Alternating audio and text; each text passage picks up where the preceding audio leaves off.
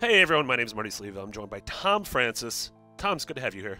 Hi, it's good to be here. Tom, people may know your work from Gunpoint, which came out a few years ago. I reviewed it. I loved it a lot.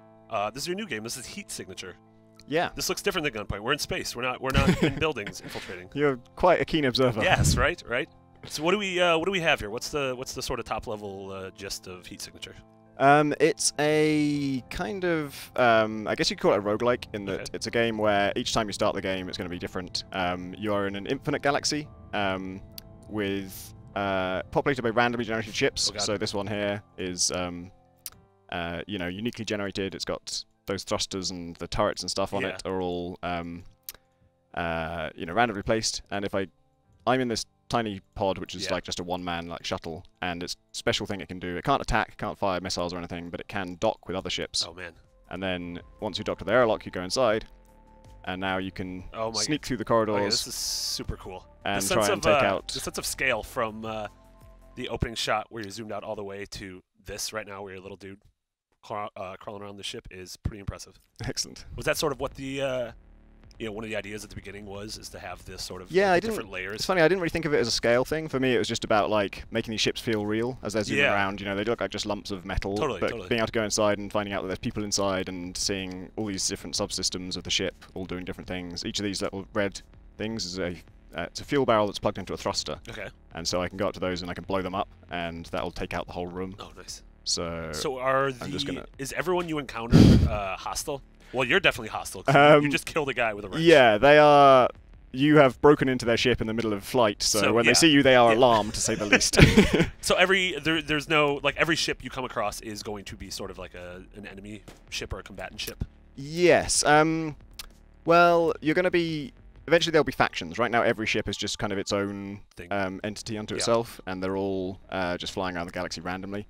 But one of the next things I will do is fill the galaxy with space stations, and each space station will be owned by different factions, and those factions will hire you to do missions against the other faction. Gotcha. So I would normally be here to actually do some particular thing. As it happens, there'll always be ships just going around everywhere, and I've just boarded a random one, and I'm doing that just because I might want to steal some loot. Oh, man.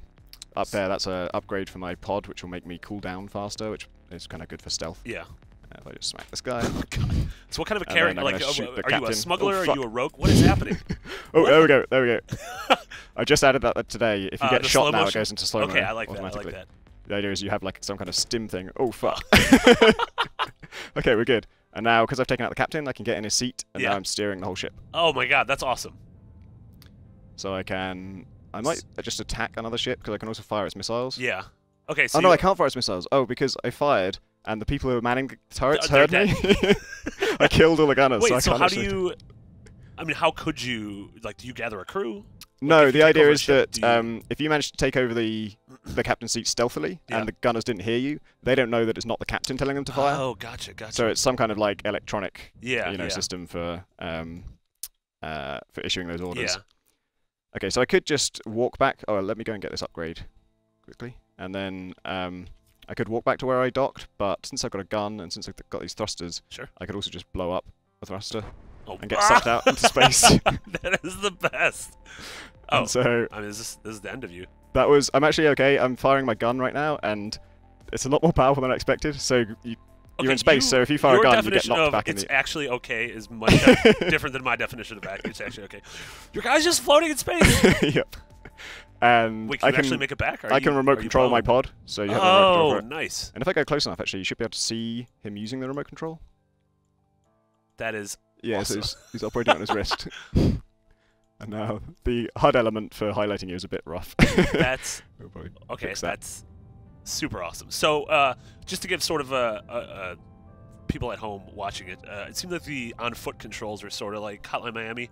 You're using WASD and the mouse, sort of quick and frantic. Yeah, originally I had this grand idea that I would have a mouse-driven control for being inside the ships, and you click to where you want to move and right-click to fire and stuff.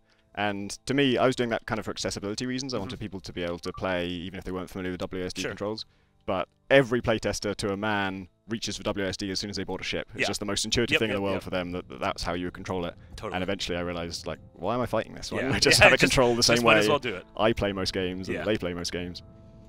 I like the sort of peaceful ambient nature of not only the music but the sort of like the gas clouds you're going by. Yeah, those are. I think we got a bunch now, but originally our artist John Roberts just did like 2 sprites for those, and then in code we scale them and color them dynamically and layer them on top of each other. Okay. And it creates like I keep finding new combinations. I'm like, wow, look at that! Yeah. Like, weird purple and brown things. Yeah. Right.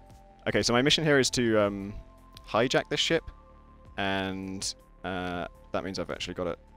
So in theory, take out the captain at some point. Oh shit! Oh, oh no. shit! Okay. So when you get shot, you don't die immediately. You're just kind of bleeding out. Yeah. And they don't want you aboard your ship, stinking up the place. So they're just gonna kick you out. They just kick you out of the airlock. I love that. And then you're conscious enough that you can still remote control your ship, so you can go and like fetch yourself. Yeah. Oh, I love that there's a pass out countdown. Which life Yeah. are they passing out? I used to say freezing to death, and then Yeah. I think someone corrected me that you don't freeze to death. You would always suffocate before you freeze to death. Or they've never been to space. They don't know. Also, lots of people think that you explode if you're exposed to the vacuum, but that's not true. You depressurize, and you're myth-busting. that would like rupture your lungs possibly and cause you breathing problems. But it wouldn't actually make you. I feel like cartoons have lied apart. to me. I feel like in cartoons when you went out into space, you exploded. Yeah, it's just like okay, ooh shit, okay. That was a heat sensor. Well, that was. And what happened there was I used my thrusters in the heat sensor, and therefore it detected me and. Oh, gotcha. It detected your heat up. signature. Yes, you could say that. One could say. So do you want to try? Yeah, definitely. So yeah, we'll wrap up this part of the Let's Play, but we're gonna have a lot more on heat signature. Do you have a release window-ish in mind? No, I've learned from Gunpoint that you shouldn't predict these things. You Totally. should until Yeah. it's done. There's no point in trying to guess when it will be done. Exactly, it'll be done when it's done. PC now. Have you given any thought to other platforms? That's another thing I've learned not to announce ahead of time. Totally. So see Windows for now, and we'll see. For sure, about you're just else. focused on making a rad game and getting it out there. Yeah, and it's because it's so randomly generated, and there's no fixed like number of levels I have to make or some particular story I have to write.